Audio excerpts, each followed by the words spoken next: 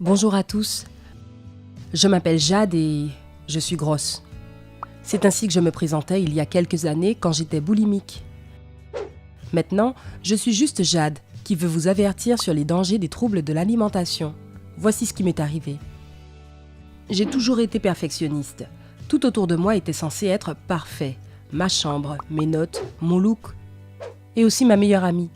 Elle s'appelait Joanne et on s'est rencontrés quand on avait 12 ans. Je pensais qu'elle était la meilleure amie qu'une fille puisse imaginer. Intelligente, encourageante et bienveillante. Quand j'étais au début de mon adolescence, mon corps a commencé à changer et mon combat pour la perfection est devenu beaucoup plus compliqué. Tu sais, des boutons par-ci et par-là et des changements au niveau du corps, alors que Joanne restait toujours parfaite comme d'habitude. Elle était juste un peu en retard, mais je n'ai pas compris ça à l'époque. Je pensais que c'est moi qui avais un problème. Joanne était encore très sympa avec moi. Mais j'ai remarqué que je ne me sentais plus aussi à l'aise avec elle. Elle faisait toujours ces petits commentaires innocents comme « Tu sais, ma tante m'a donné une paire de jeans, mais ils sont trop grands pour moi. Peut-être que tu devrais les prendre, ils doivent t'aller. » Ou « Je t'admire pour les efforts que tu fais dans tes études. J'ai toujours pensé qu'être intelligent est plus important qu'être beau. » Mais je ne pensais pas que c'était de la manipulation.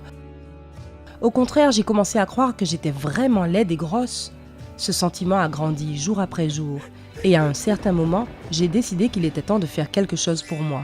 Je devais perdre du poids.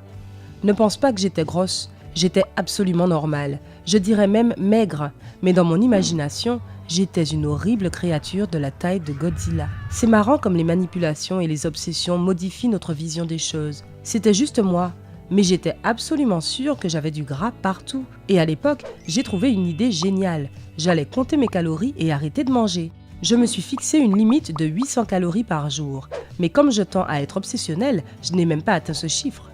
Quelques semaines après avoir commencé ce régime, j'ai perdu complètement l'appétit et je pouvais passer toute une journée avec juste 2 pommes. Et j'étais persuadée que j'étais encore grosse, même si les chiffres sur la balance descendaient à toute vitesse. J'ai réussi à tenir ce régime pendant quelques mois, avant que ma mère s'en rende compte. Pendant ce temps, Joanne a continué à me chauffer, en se vantant de sa bonne constitution, et à insinuer qu'elle était désolée pour les kilos que j'avais en trop. Je ressemblais à un squelette, et aujourd'hui je sais que je souffrais d'anorexie. Mais à l'époque, je croyais que j'allais bientôt atteindre la perfection, juste un autre kilo ou 2 en moins, et je serais parfaite. Maman pensait le contraire, et a décidé de me forcer à me nourrir avant qu'il ne soit trop tard. Je mangeais et souffrais parce que je réalisais à quel point je devenais grosse à nouveau. Je me souviens encore de ce sandwich qui était particulièrement dégoûtant et avoir pensé pourquoi je n'irais pas juste le vomir. Ah, ça a été un énorme soulagement. Je dois juste me brosser les dents, j'ai pensé. Et pourquoi ne pas le faire tout le temps? Ce serait une solution parfaite. Maman verra que je mange et en même temps je resterai mince. C'est ainsi que je suis entrée dans le monde magique de la boulimie. C'était agréable de manger à nouveau. J'étais tellement stressée par Joanne, même si je l'aimais beaucoup, que j'avais besoin de manger pour calmer mon sentiment de nervosité. À un certain moment, j'ai commencé à manger frénétiquement. Je pouvais engloutir un énorme bol de pâtes ou 3 pizzas d'affilée, puis à vomir juste pour continuer à manger. C'est fou. Je l'ai fait plusieurs fois par jour et aussi le soir.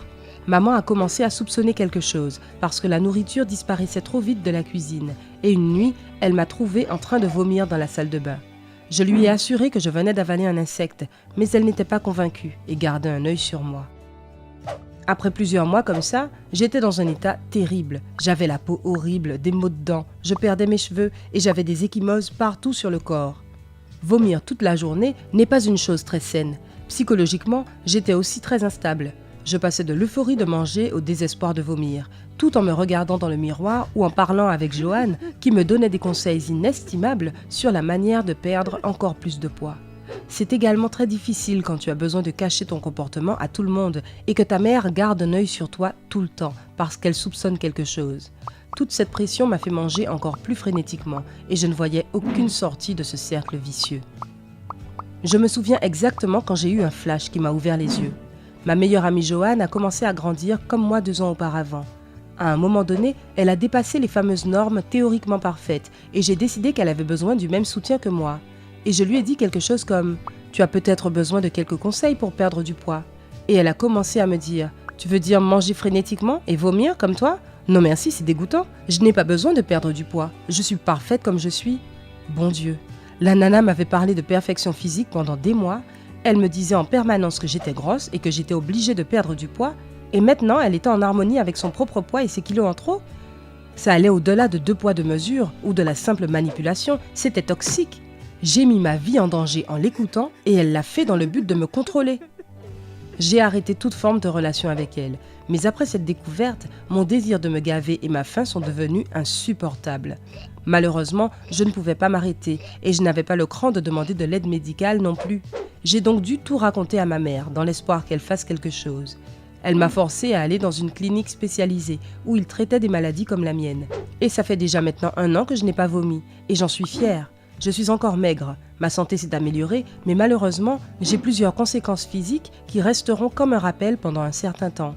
Des cheveux très fins, des dents abîmées, un faible niveau de circulation sanguine et de la gastrite. Et je veux avertir tout le monde, si tu penses que tu as besoin de changer physiquement pour atteindre la perfection, ce sont des bêtises. Souviens-toi que les amis doivent t'aimer, même si tu es en surpoids, simplement parce que ce sont tes amis. La perfection n'existe pas. Laisse-la à ceux qui veulent y aspirer. S'il te plaît, partage cette histoire afin que d'autres sachent combien ça peut être dangereux d'être obsédé par la perfection. Je suis sûre que tu as entendu d'autres histoires sur l'anorexie ou la boulimie. Alors s'il te plaît, partage-les dans les commentaires. S'il te plaît, aime, partage et commente. Envoie ton histoire. Welcome at brightside.me